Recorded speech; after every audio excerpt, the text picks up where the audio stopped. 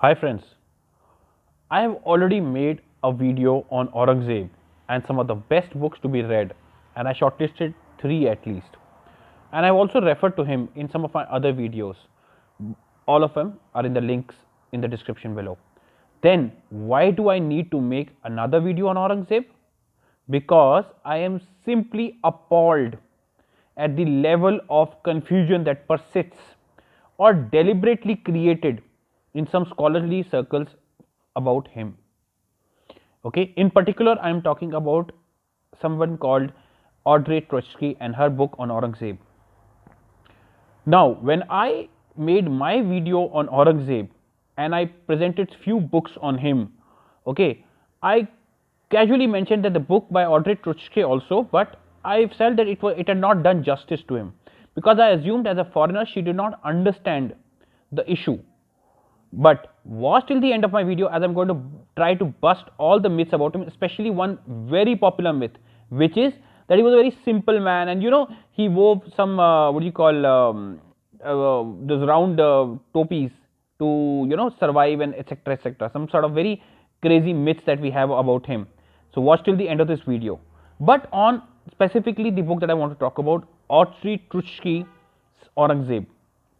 Now, when I made this video, I thought it was just out of the fact that as a foreigner, she did not understand, the history of India.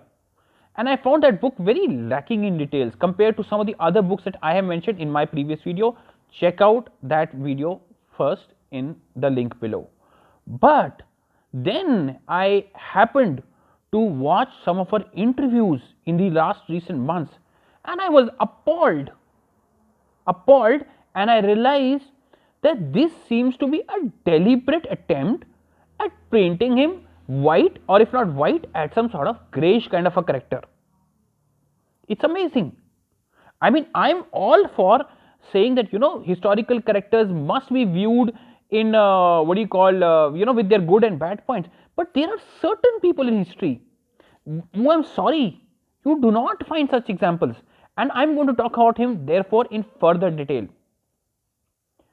I even saw some videos by some Indian YouTubers who have talked about the fact about how Audrey Trotsky has repeatedly in multiple world forums said that Aurangzeb, well, you see, you should not judge him by today's moral standards, you must be judging him by the moral standards of the day.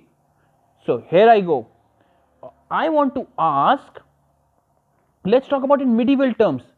I even am willing to compare Aurangzeb with Akbar and say, please tell me, does anybody have the example of how many temples that he broke?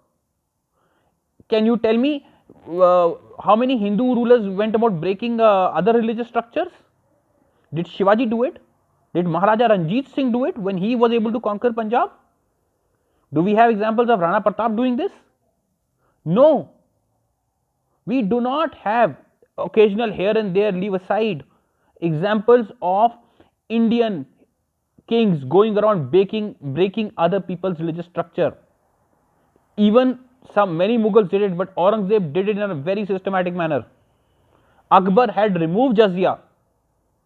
Then why did Aurangzeb feel the need to bring it back after so many generations had passed away? Why is Aurangzeb on record to have considered everyone, including most of his family members, as not enough being pious enough? So we cannot say that that was the norm of the day, or people should present facts that Hindu rulers, when given power, did the same thing. Now I want to move to the second topic.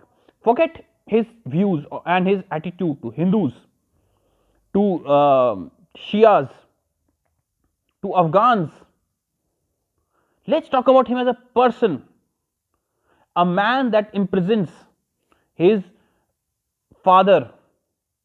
Fine, in the course of battle, there's a Mughal history to it.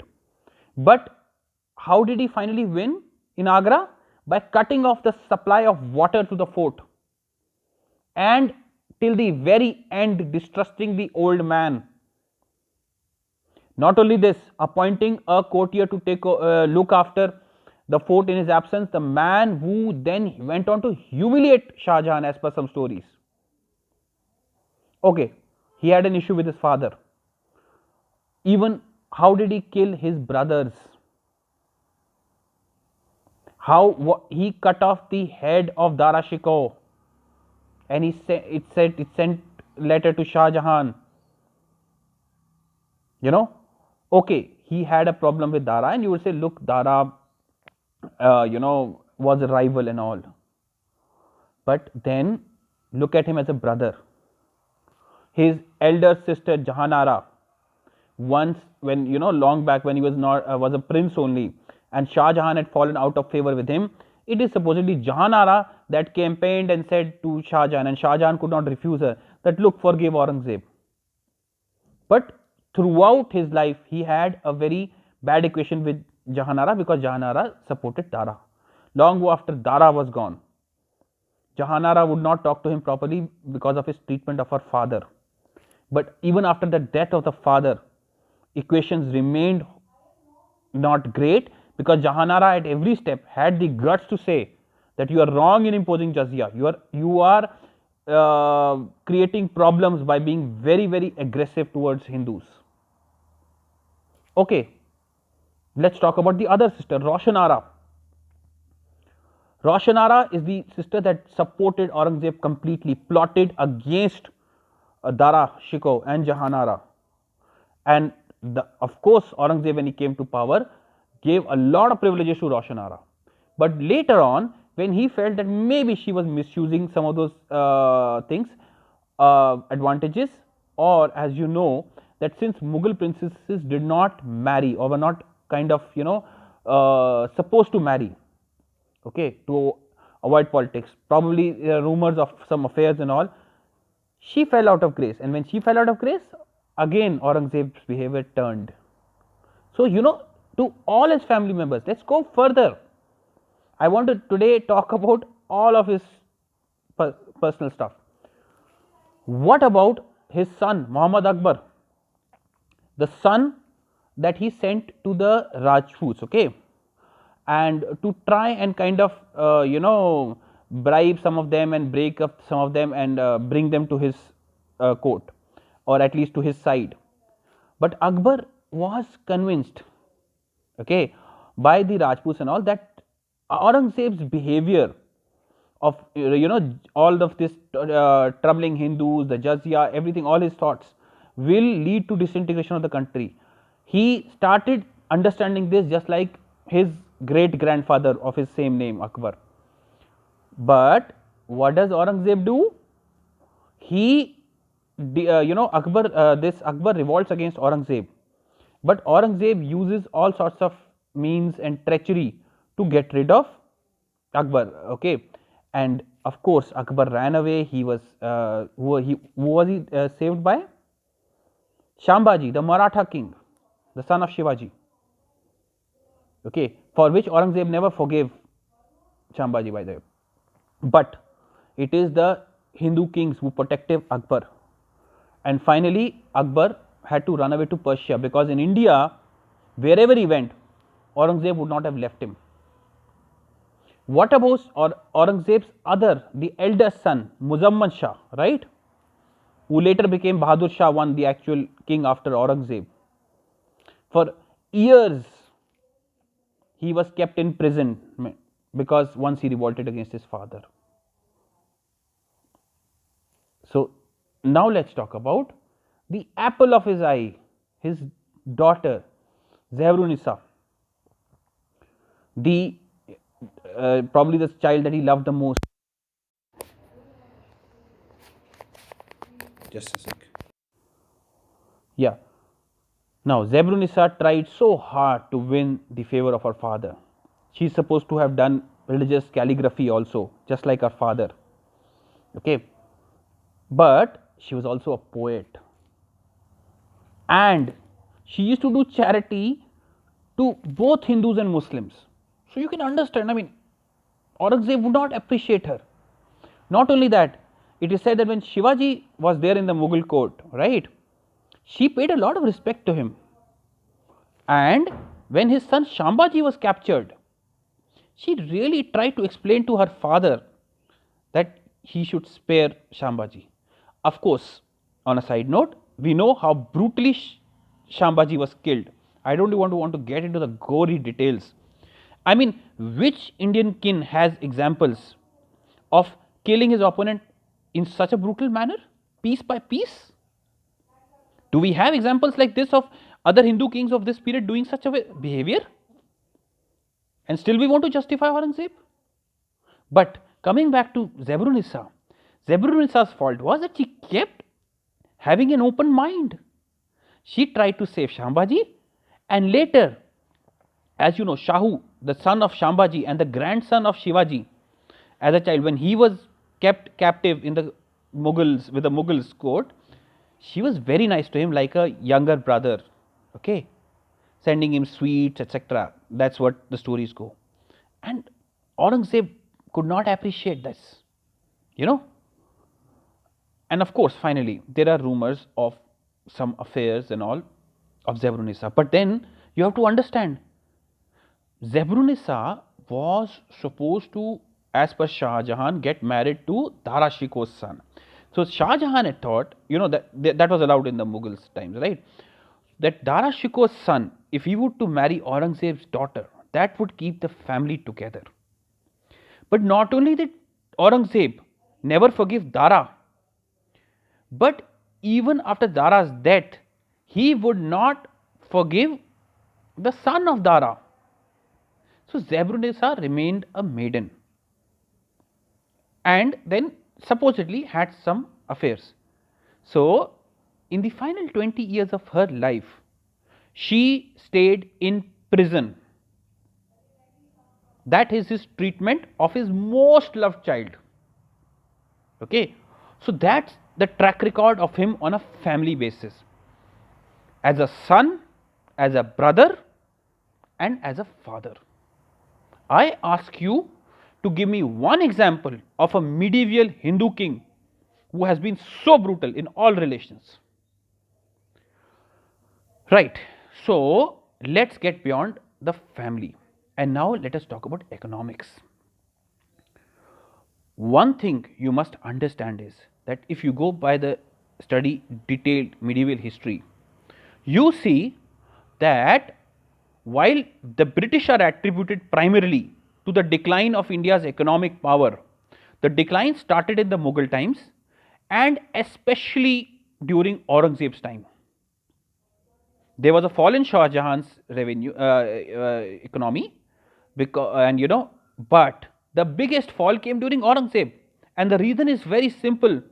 He plunged the country into endless wars, into fighting the Rajputs, the Marathas, every place there was war. So the economy was, he had a full treasury when he came to power, and he 50 years, he reigned for 50 years. In any other place at that time in the world, a 50-year reign by a king brought in stability and prosperity. See how the long reign of Elizabeth brought England to world power, but this man squandered it all into endless fighting and trying to convert Hindus. And when Aurangzeb died in 1707, the Mughal Empire was bankrupt. And the prime reason why it fell apart is because a bankrupt empire does not last long. He overstretched his empire, which led to its destruction. The only saving grace or pleasure as history students we can have is, or whatever you want to call it, is that this man spent the last 20 odd years of his life, till from his 60s to his 80s, leaving aside his court, staying in the Deccan, fighting fort to fort battles with the Marathas, conquering one fort, and then few months later trying to conquer another fort, and then hearing the previous one has again been conquered by the Marathas. Feeling the frustration of this man, who thought he was going to crush the Hindu spirit. But as he approached his deathbed, he knew he had failed, and he also knew that none of his sons are going to be as zealous as he is, and the empire will falter after him. Feel for a second the man who must have felt the frustration that his life's aim had been squandered.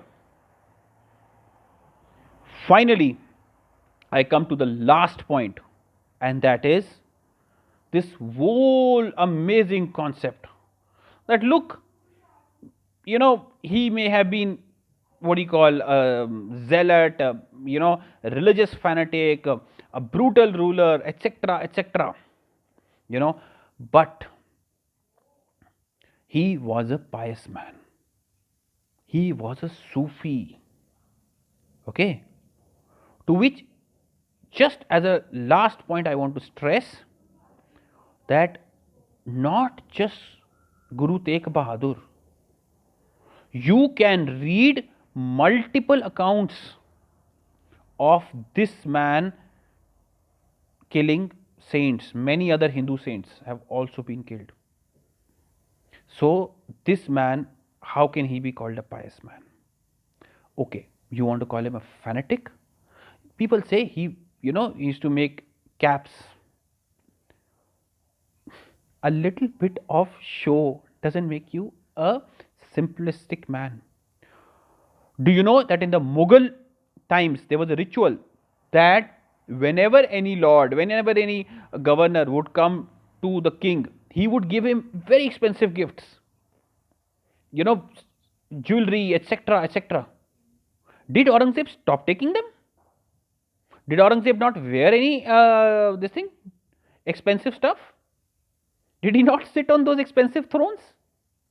Did he not have a harem? Maybe not as big as Shah Jahan's, but how many wives did he have? Do you know that? How many women were there in his harem? So what are we talking about? Okay, I mean, he had wives, he had wealth. I mean, if he, how many children did he have? Are you telling me that the expenses of those children were taken care by the caps that he made? Think about it, and then realize how funny that sounds. Okay, so he weaved a few caps. So, it's not that it is only out of that his expenses bore. Okay, and what do we want to ask from a person who bankrupted the country? So, first and foremost, he had enough and more wealth. The reason why this image of simplicity comes in is because he spent his old age trying to capture forts. He did not come back to Delhi, and he spent all his life there on the warpath. So, obviously, he was forced to live a tough life. That's it. I hope I have clarified to the best of my capability and my knowledge of history about this man. All I say is that it's time we recognize and stop being apologetic about him. There are characters in history who have done immense damage to religious, love between two communities, and we must understand and accept Aurangzeb as such a man, and historians must do research on this. Thank you and bye.